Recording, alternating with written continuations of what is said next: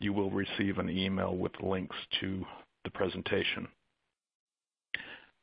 So finally, our speaker today is Dr. Thomas Meyer, Business Development Manager at TÜV SÜD since July of 2016. He has over 20 years experience within functional safety for various industries. After Thomas successfully received his doctoral degree at the University of Stuttgart, he, amongst others, worked for Daimler-Benz, LM Ericsson, Danfoss Drives, and UL within the functional safety arena. So without further ado, I'm going to pass it over to Thomas and let him begin the presentation. Enjoy. Thank you, Andrew, for the introduction. And thank you everyone for joining us for this webinar on tools in functional safety development. So main motivation for this webinar is that in our certification projects, we very often get questions from our customers regarding this particular topic. So this is apparently a topic that provides some uncertainty in functional safety development projects, certification projects. And a particular question is always, well, do we have to use pre-certified, pre-qualified tools? So the overall goal of this webinar is to provide a bit of clarification and maybe answer one or the other questions to a bit more detail. I hope you can see this slide with the agenda. Now, it seems to me there may be a little delay between slides that I'm seeing and until this gets through to you. But I'm looking right now at the agenda slide, and we have organized the agenda in 5 topics. So there will be a very short general introduction to functional safety, where it is in terms of principles, concepts, and what are the most important standards. And then, of course, we will zoom in on the major topic of today, which are development support tools, and try to explain a bit why there are special requirements in functional safety standards regarding support tools. What is the role, what is the importance of tools in the functional safety development projects? Third agenda item is then to kind of look at requirements in a generalized, summarized manner as we find them in all important functional safety standards. And then in 4, we will go a bit into the details of 3 standards, which we see as being the most important ones. Of course, IEC 61501 for generic standards, but used very much generally in industrial automation process industry. We have the automotive standards, functional safety for road vehicles, ISO 26262. And we also shortly will speak about the machinery functional safety standard, ISO 13849, because it's a bit of special standard, relatively independent standards, and maybe a few words about that too. And lastly, well, then some indications, some hints on what tools to select, what needs to be considered here, and in particular, what is the meaning of certified tools? What do you get if you choose a certified tool? Well, functional safety is where safety of a product, of a system depends on functions, on embedded control functions implemented using programmable electronics and software. And we see this in many different product categories, in many different industries. This slide here shows about 6, and there are certainly many more. So today we will certainly, by the voice of the standards, we're going to look at the focus on industrial automation, machinery, process industry, and automotive. 16808 is a very generic standard. It, of course, is used in many other product categories too. So the functional safety standard landscape that reflects all these different product categories and industries for which functional safety is important is indicated here. So we see the standard IEC 60608 as the generic standards, the IEC's basic safety publication for functional safety, and it's one of its main purposes is to serve as a basis to derive application-specific or product-specific functional safety standards. But it's also used really directly in certification of systems, in functional safety development of the systems and products. The three standards, as indicated before, we want to focus on today are IEC 61508 itself and ISO 26262, the automotive standards, which has some particular requirements regarding development support tools. And we also shortly speak about the standard ISO 13849, which is about functional safety for machine control systems. Of course, there's also another standard, maybe you see it a bit hidden underneath, it's the IEC 6061. But this is, you can call it a parallel standard to ISO 13849, which is directly derived from IEC 61508. So in terms of requirements on tools, development support tools, it simply points back to IEC 61508, as by the way, many of the other standards that you see around here do.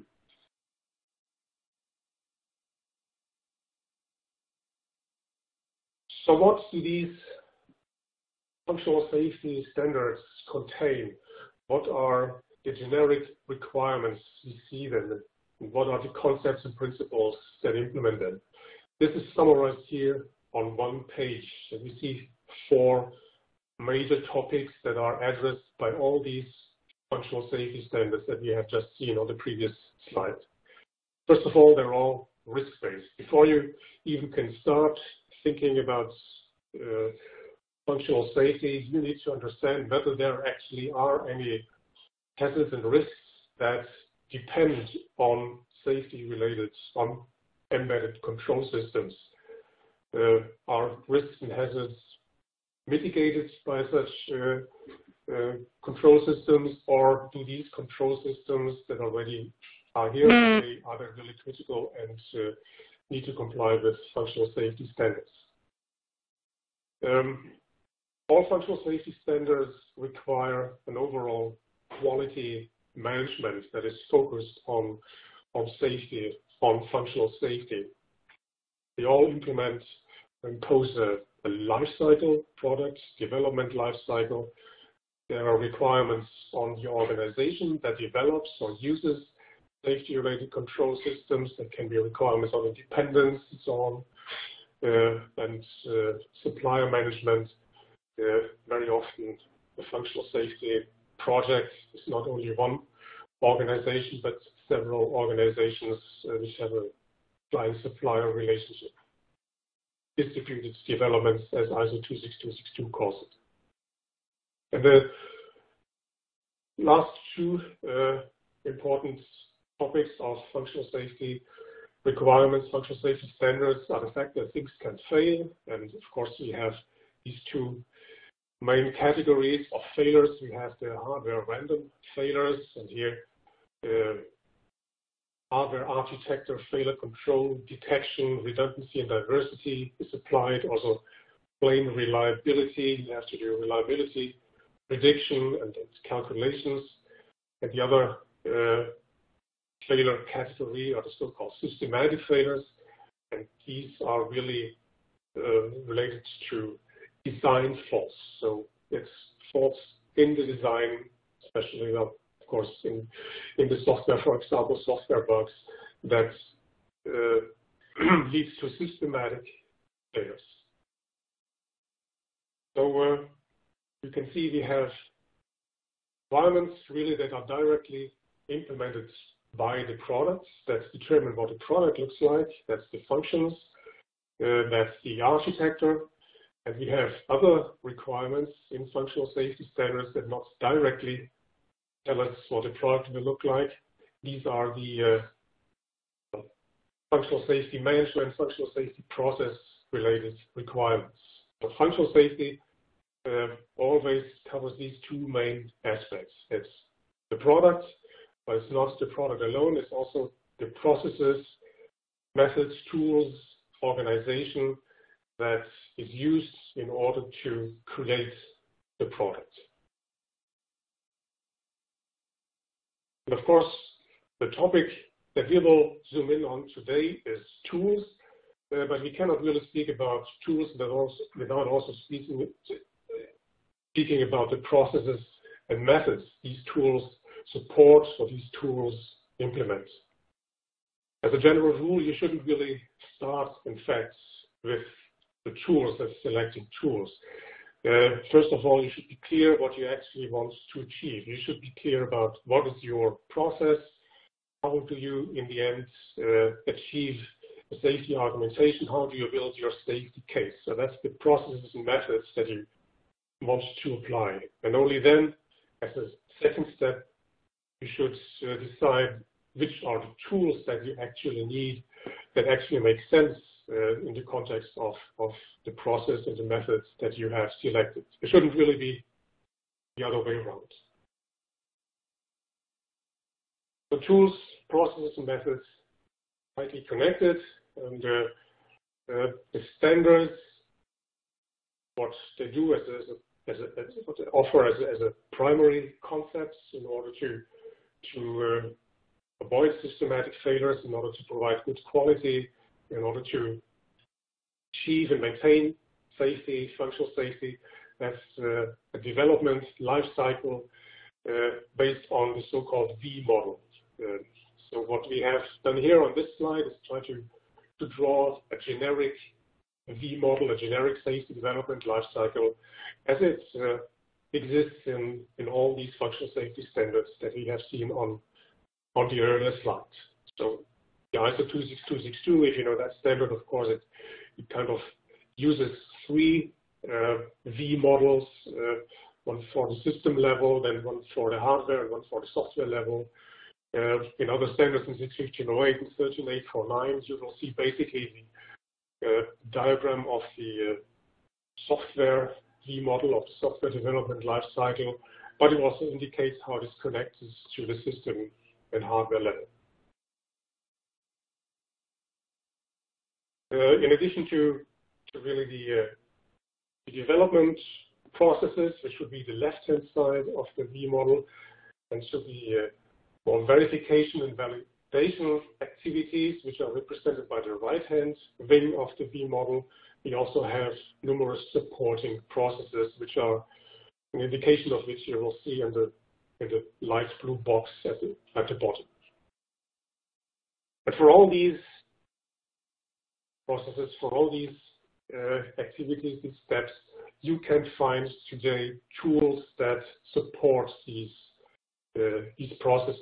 So we're currently certainly in a situation where there's a huge offer in tools, and you could think about really optimizing everything as a complete tool chain from start to end, from initial concept phase to the final validation, and tools that support all your supporting processes like requirements management, change management, release management, and so on.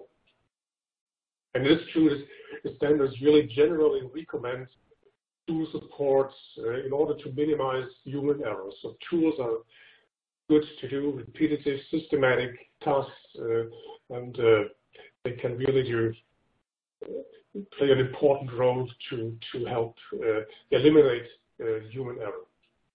And for some types of tools, especially if we move into higher safety integrity levels, there's even direct requirements to use them. That's in particular true for case tools that implement semi-formal methods.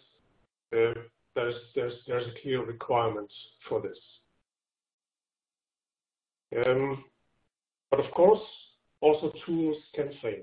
Tools have failure modes. Tools are critical. They must work well. And this is directly taken care of in the functional safety standards.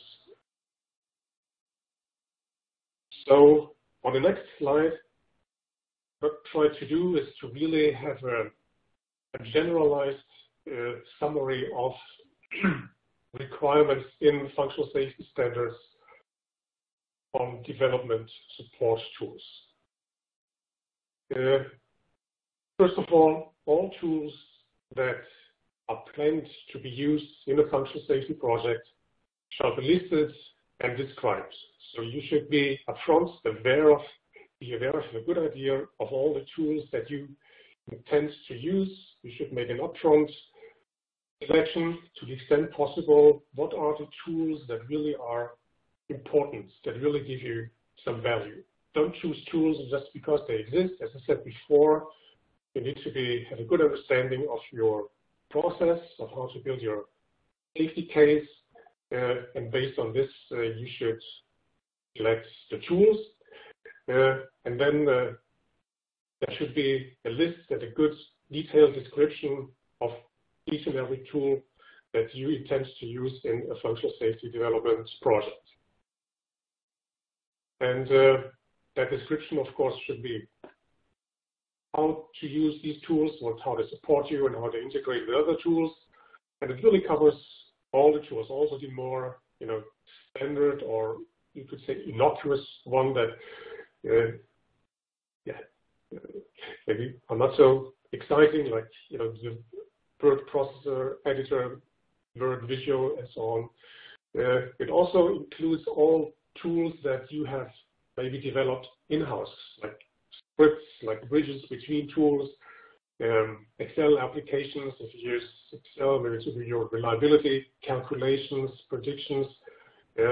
All tools need to be listed and described. The next step is then that you need to classify these tools in accordance to their criticality for the system to be developed.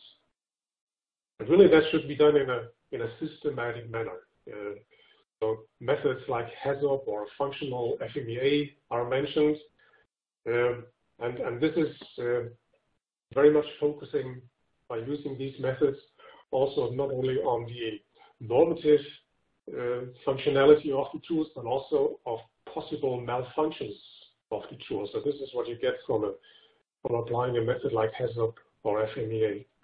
What happens if one of the failure modes that you can assume for a tool occurs, and what can you do about it?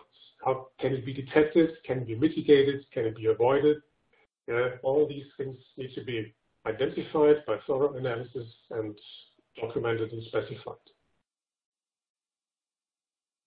Depending on how critical the tool is,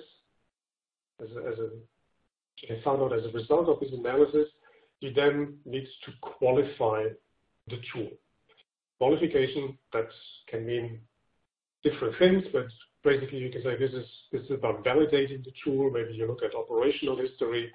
We will look into the details when we come to the different standards that we have selected for today. And the last important general requirement is that the tools that have been selected for the development of a given product, they are subject to configuration management.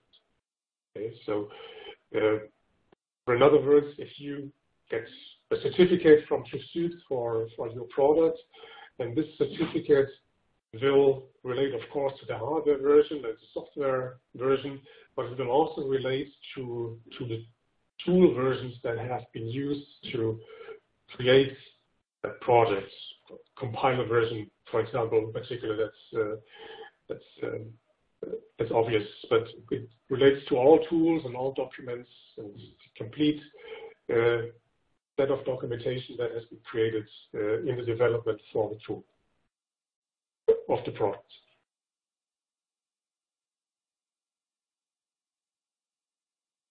Let's look into more detail into these three standards.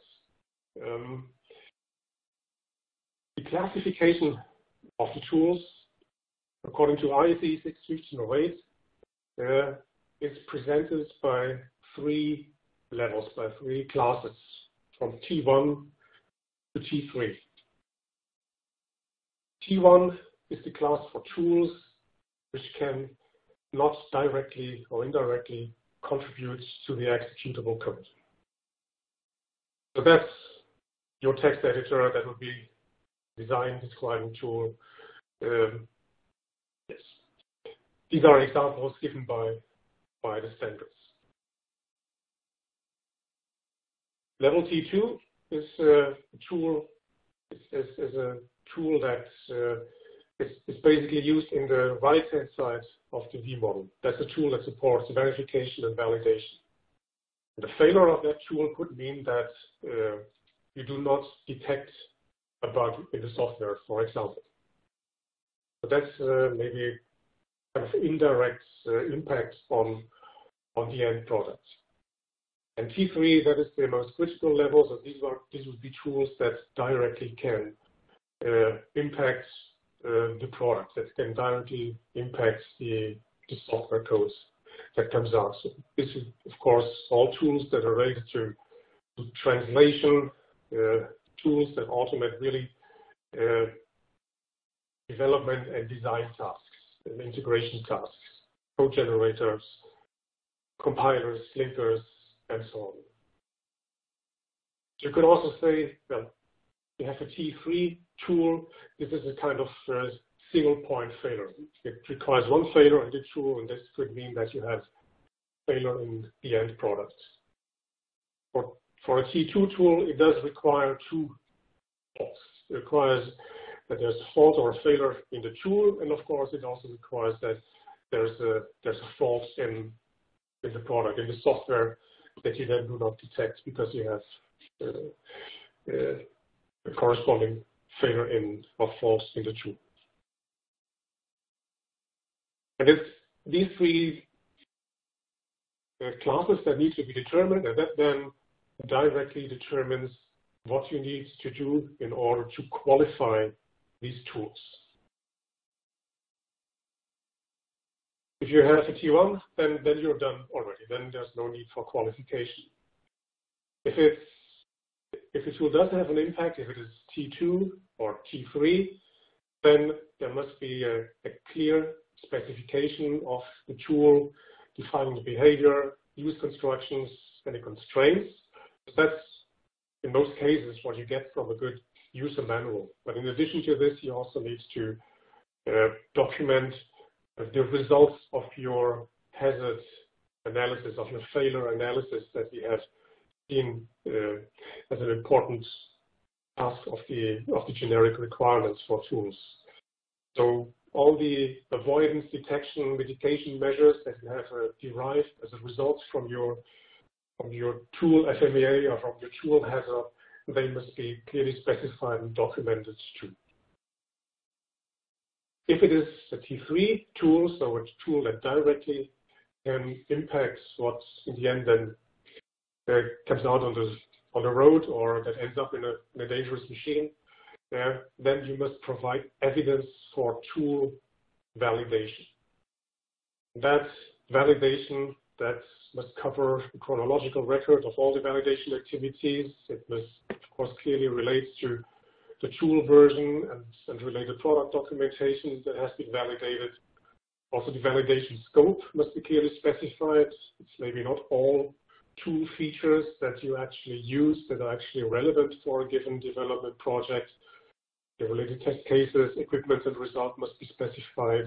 And of course, if as a result you get any discrepancies, you find any bugs in the tools, then you may want to have workarounds, particular instructions for mitigation, avoidance, detection that needs to be clearly specified.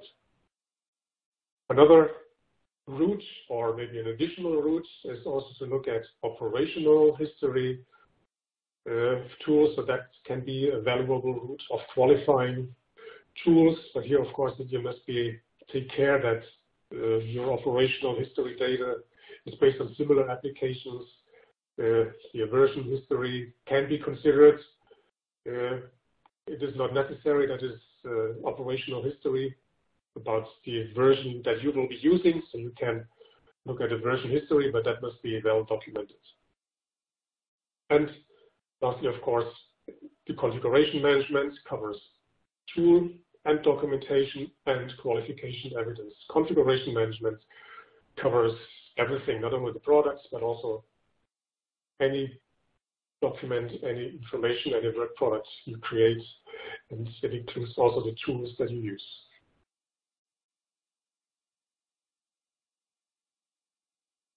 That was short about 61508. In ISO 13849, only one slide. Well, there are not many detailed requirements in ISO 13849. In fact, you only have requirements if you achieve a performance level of C or higher. If it's performance level C and D, then there's basically only one line here. The use of suitable programming languages and suitable computer-based tools with confidence from use. So it really should be tools where you have some level of confidence from use, commercially available, widely used tools, or tools that you have used previously. But there's no concrete detail of what confidence from use actually means.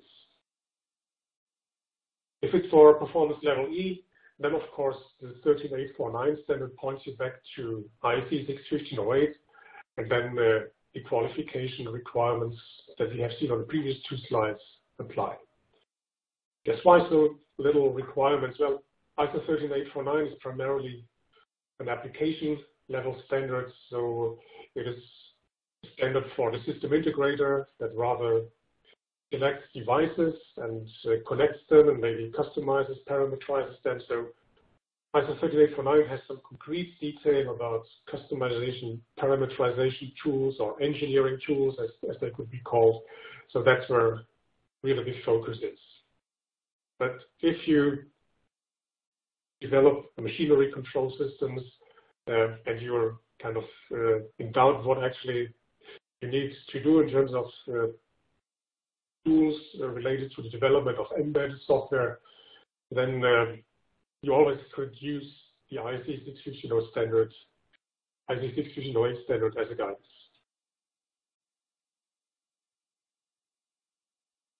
The last standard we look at is ISO 26262.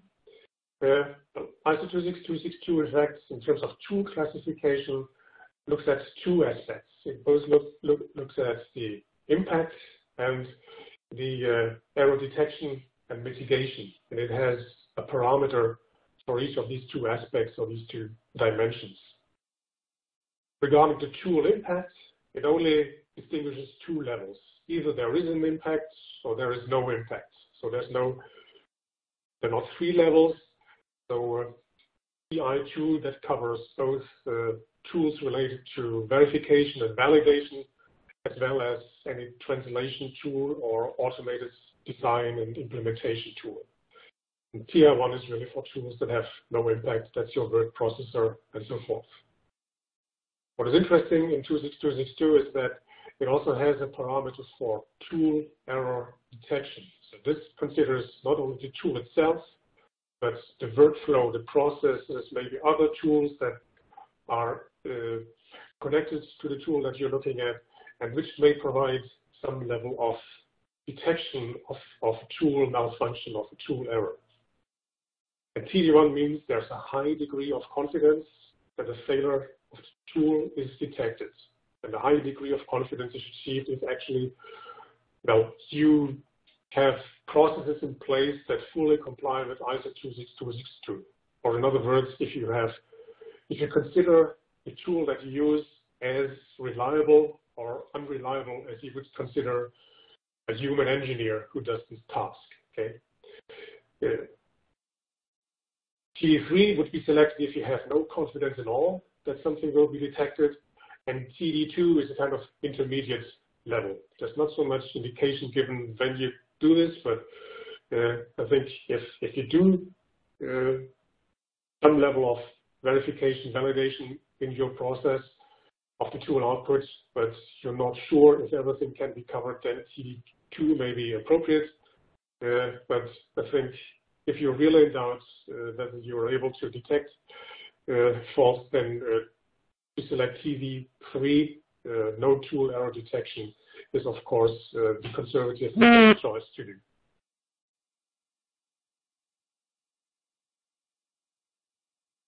So once you have determined these two parameters, as a result, you will get a tool confidence level. So this is indicated by these yellow boxes here. This results in 3 tool confidence levels. If you look into the standards, this is all implemented by tables. I try to summarize all these 3 tables here in one diagram. If you have no tool impact at all, this is just your word processor, this directly leads to a tool confidence level 1. So you don't have to put a lot of confidence in the tool, and just the normal ISO 26262 development processes requirements apply. If, however, you have a certain impact in your tool that can be direct or indirect, then you need to look at tool error detection. Depending on how good your processes, workflows, other tools are to detect errors in the tool under observation, this can change the tool confidence levels. If you have no error detection at all, this means that you will have to put the highest level of confidence in the tool. That's a TCL3. If you have processes like full compliance with ISO 26262, that will give you the TD1, and that leads you to a confidence level of 1. If you have something in between, tool error detection 2, then you end up with the intermediate tool confidence level 2. The tool confidence level, how much confidence you need to put into a tool, is really not dependent on the ASIL that you're looking for. This is just dependent on what the tool does and what you do in order to detect any malfunction. That determines the tool confidence level. The ASIL is then looked at as the next step. And it's the ASIL then that ultimately determines what you need to do in order to qualify the tool. If it's a TCL1, qualification is in fact not necessary. Qualification is one of the 4 red boxes that we see here. Increased confidence from use, that's operational history. The ISO 262 offers the possibility that you look at the tool development process. If the tool development process, in particular, is maybe compliant with automotive SPICE or ISO 15504 or any other quality referential, that could be a way of qualifying the tools accordingly.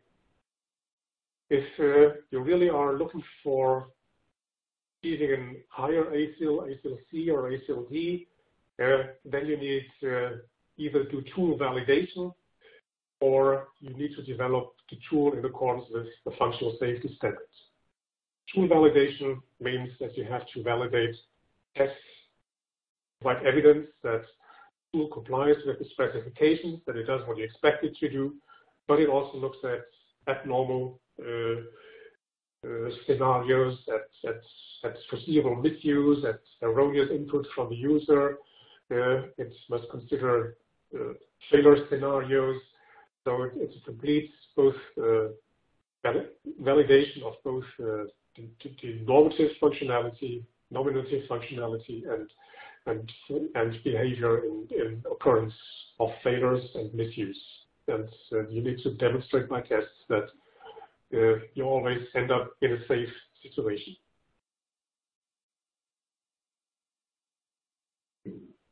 To summarize these requirements in the standards, I choose to really provide a very short comparison between IT 61508 and 26262, and I can see 2 essential differences. Of course, there are loads of more detailed differences, but I think what are really the essential differences, which then also are a bit explaining how 262 certifies tools. that's the root cause how we have set up our different certificates that we offer for tools. So these two essential differences are first that IEC 61508 requires tool qualification and process measures for error detection and mitigation. It always requires both things. You have to have both things in place. Whereas ISO 26262 allows really tools which have a significant impact to really, you can use them based on process measures. So if you have follow a process that complies fully with ISO 26262, if you have a tool error detection value of TD1, then you would not have to do qualification, then you would not have to follow any of the red methods that we have just discussed on the previous slide. So that's a quite significant difference. The other difference between 61508 and 26262 is that 61508 formally requires qualification only for tools used in software development. So the requirements that we have discussed are really stated in part 3 of the standard, which is about software development. It does have some more vague requirements regarding hardware development tools.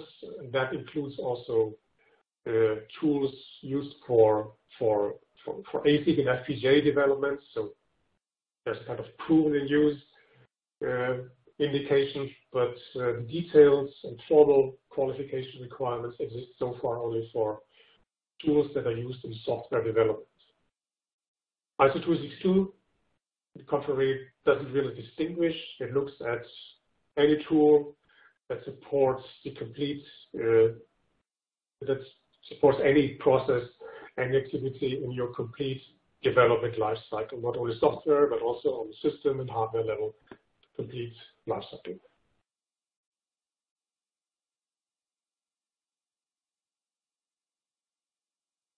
So, based on this, of the questions that we asked at the start is, what does this mean for you? Which tools should you select? In particular, should I only select qualified, certified tools? I think before we go into this question, again, I want to repeat that you should select tools based on what you want to achieve. You need to have a good understanding of your process, good understanding of how you will build the safety case, safety argumentation in the end, and then as the next step, you can examine the market, what tools are available, and which tools support you best. Once this question is asked, once you have a good understanding, then of course you have the choice to select the tools, and then you will of course see that there are more and more certified pre-qualified tools available in the market. It is clear the standards, they allow to pre-qualify, to generically qualify tools, but it doesn't really require that you use pre-qualified certified tools. Standards primarily assume that appropriate tool qualification will be done on a project basis within the project. It is, however, true that this validation can require significant effort and maybe to some extent can even be impracticable because it would require cooperation with the tool vendor. For example, if you want to evaluate the tool development process, that's one of the routes suggested by 26262, you need really to have a tool vendor that is open about its own quality management system and the processes used. Or if concerns validation, this is about fault insertion testing, failure testing. This normally cannot be done without really having access to the development environment. So this can only probably be done by the tool vendor. So this kind of already indicates an answer to the question, why would you select a certified tool? So it significantly reduces the qualification efforts in the project. you still have to do something. You still have to make sure that, of course, the tool is implemented correctly in accordance with constructions and constraints. So not like you just use it somehow and you are compliant. Of course, there is some activity required still, but I think a major effort is covered. What also these tools provide is typically clear, good instructions, maybe indication of a workflow, of process, how to integrate it into an overall process with other tools. So you automatically get, in fact, quite a good advisory, quite good guidance on how to implement a good, compliant overall process. But it is also clear that there is no formal definition, no requirement on certification. I don't think the term certification is even used in any of these standards. So what does certification, what does tool certification in particular mean? Well, the answer is this depends on the certification body you work with, on the one who has issued the certification, what they put into a certification. So I can only reliably answer that question for TÜV, of course. Which I will do on the next slide. So try to give some indication to you what you actually get if you purchase integrated tool that has a TÜV functional safety certification. What we offer here is in fact two types of certificates, two types of marks. One is referred to as the functional safety mark, and the other is referred to as the TCL1 certification. And as this indicates already, TCL1 certification, of course, is only relevant, only applies in the context of ISO 26262. But let's start with the, let's say, primary products that we offer, the functional safety mark. We use this kind of building diagram to show what are the components that we base functional safety tool certification on.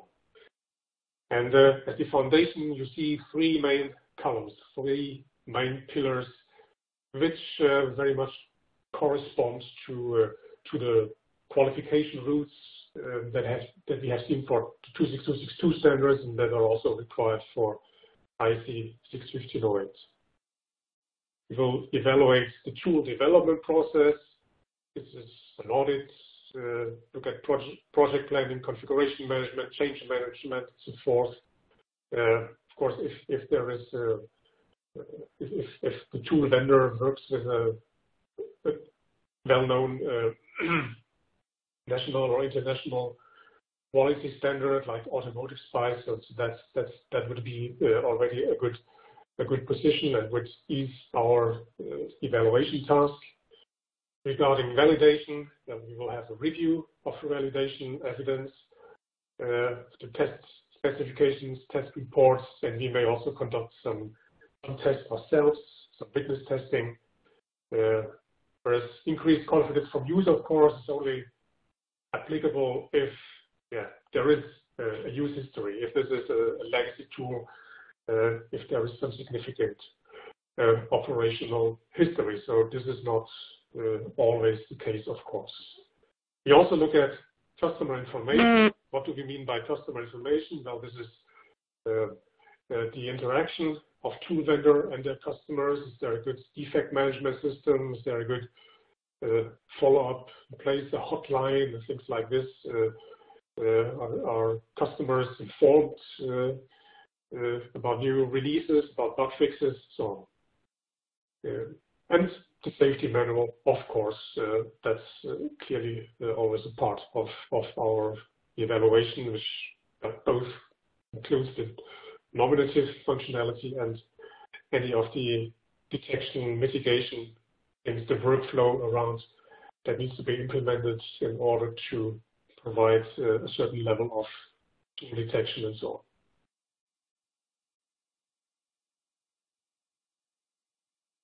The other option we have is kind of a lighter version, if you will, and this is really rooted on how ISO 26262 works, and this is what we refer to as a TCL1 certification. But this has really only one foundation, only one pillar, if you will, and it's really about the safety documentation, about the manual of the tool. So we evaluate, in fact, the tool error detection parameter. We evaluate if this tool error detection parameter is really a TD1. And that's mainly a job from on our side of review of the manual, of any other documentation of workflows that are provided with the tools. It could include some test cases, but primarily it's really based on a concept evaluation, if you will, of the tool, which again is described in the safety manual and other tool instructions in the workflow specification.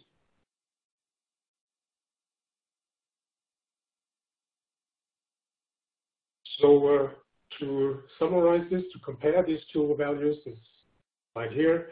Of course, the functional safety mark, the first option, has wider scope. So it covers different standards, covers can cover IEC 61508, 26262, the ISO 13849. We didn't speak at all in this presentation here, this webinar, about the SENELEC standards, the railway functional safety standards. Those can be covered too. They have very similar qualifications as an IEC 6 qualification requirements as IEC 61508. And this is also really for tools that do more than just, so to say, automate specific development tasks or verification tasks. So it's really tools that come with an additional value in terms of maybe reducing the V&V efforts in the product development a bit. So really tools where you can have, of course, a higher confidence than just TCL1, but really tools that are on the TCL2 and TCL3. And it covers, of course, what you get in such a mark. It covers the complete tool validation. So you have a third-party tool validation or more generally qualification. The other option, of course, is applicable only for ISO 26262. It is clearly applicable for a tool that automates a specific task, but otherwise doesn't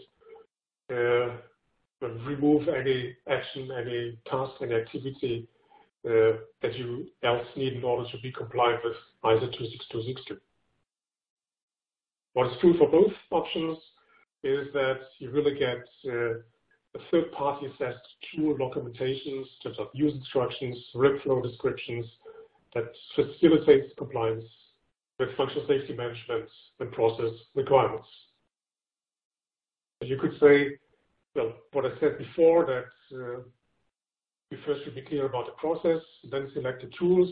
But then we do see quite a number of new tools coming up that are dedicated for functional safety, that really provide a big deal of guidance how to quickly and efficiently implement and execute functional safety processes. So there's good tools around that even can give you an upfront help if you're new to the topic of functional safety.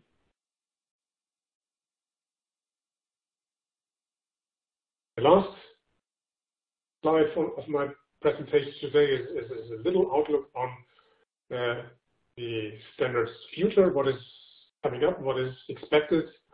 Well, there's not so much to say, in fact. Of course, the third edition of IEC 61508 should be published at some point. I think it's almost, well, soon 8 years that the second edition exists. But still, there's not much to say. There's nothing that can be published. What I can speak about here is expectations, both with my expectations and expectations of other people I know who participate in the working groups. So And overall, you can say there is maybe an alignment with the methods, the procedure as we have seen it in ISO 26262. So there will also be a two-dimensional approach, two parameters, one for the impacts and the other for error detection and mitigation. The other thing that can be expected that would make good sense is that tool qualification is formally extended to not only cover software development, but also hardware system development, the complete lifecycle. Regarding ISO 26262, there is, of course, published information available. But currently, I think the DIS is available, and the FDIS is very soon out. And what we see is that there are really no significant changes to the procedure. It's precisely the same. There may be some additional applications, but there will be certainly no issues with compatibility. So the requirements are the same. All right, this was the last slide I had for you today, and I will turn it over to Andrew and give you the opportunity to ask some questions. Thank you, Thomas. So we're at the point now we can address questions if you have any. There's a Q&A chat function on the software where you can type in your question and it'll come straight through to us. We'll read it aloud if it's appropriate for the audience, and Thomas will do his best to address it. Before we get into any of the questions, somebody made an interesting comment here I just wanted to share with everyone. I'm going to go back to the previous slide.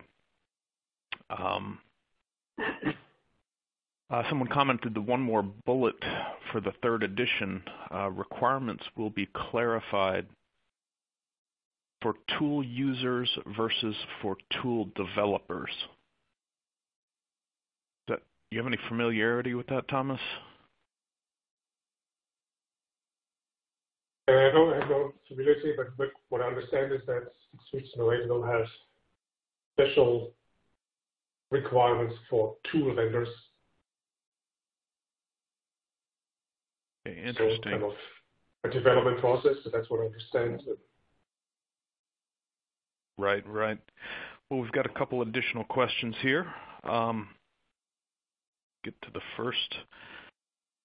So let's see here. IEC 61508 has detailed requirements on ASIC and FPGA development. Do the tool qualification requirements also apply to ASIC development tools?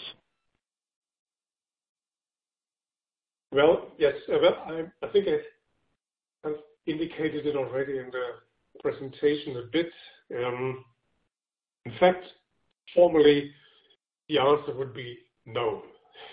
There's the Annex F in the Part 2 of the standard IEC 61508 about ASIC and FPGA development, and that kind of imposes a V model similar to the software V model.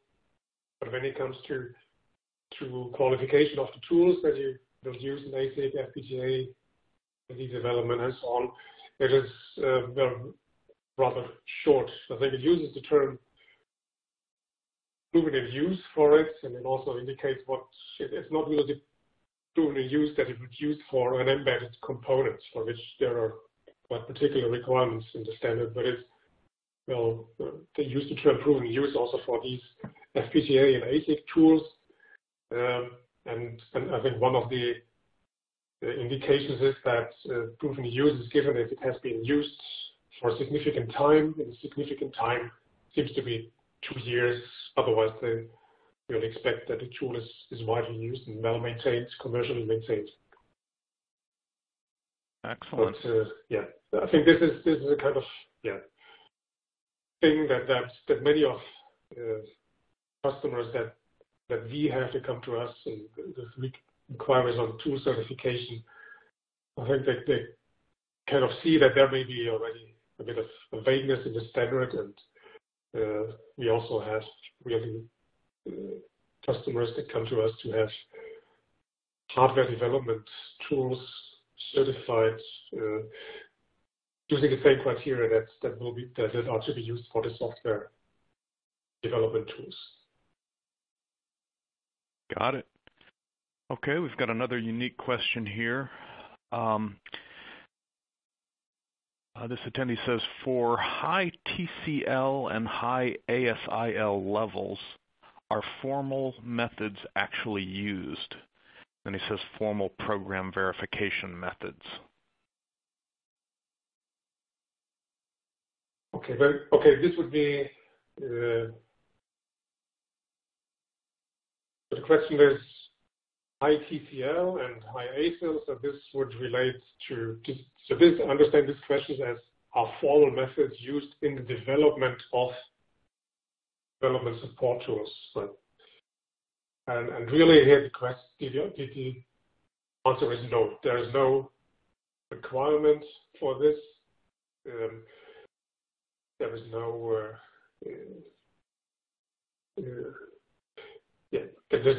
there's not really any need for this, because one of the two qualification options would be that you develop the tool in accordance with another functional safety standard. It could be 26262 itself, or it could be 66208 or DO178B or C that exists now. But even if you have to achieve an ASIL-D or SIL3, formal methods as they are defined in the standard are not a requirement. So no, we don't see this. All right. Outstanding. We've got an additional question here, Thomas. Does tool qualification of a C compiler also have to include the C standard libraries? All right. Well, this is a good question. In fact, the libraries, C standard libraries, they are actually a different kind of thing. They're actually not development support tools, but they need to be considered as components, as embedded components. So these are elements that will be parts of the products to be developed. So these libraries, they need to be qualified in accordance with, if we use with the requirements of Part 3 of IEC 61608, or with the requirements of Part 6 of ISO 26262, so which are the software requirements of the functional safety standards, or if they can be considered as pre-existing software, and there are then other routes in the standards in order to qualify these components as a kind of after the fact activity. I think in 26262, this is you will find this in Part 8, Clause 12, that would indicate how to qualify, how to certify, how to use the C standard libraries in a compliant way. Very good. Okay, I think that's all the questions we have for now. If anyone else has questions, you can reach out to us directly by email, and we can definitely put you in touch with Thomas or other experts that can help you out. There's some good links on the slide that's up right now. Again, the entire presentation will be available for download, so we'll send you links for that. And thank you, Thomas, for your time. We greatly appreciate it, and thanks everyone for attending. And please look forward to other similar presentations in the near future. For those of you that are interested in more in-depth training, TÜV SÜD is hosting a 26262 related formal training in April in California. That training is aimed at getting people qualified or certified to be experts or professionals in functional safety. If anyone's interested in that, please let us know. I can get you more details. There's quite a bit of information on our website under the formal training or public training section of the site. and we invite anyone to register for that who wants to further their education on this topic. But thanks again for attending. We appreciate it, and we hope you got some useful information out of our presentation. Have a great day.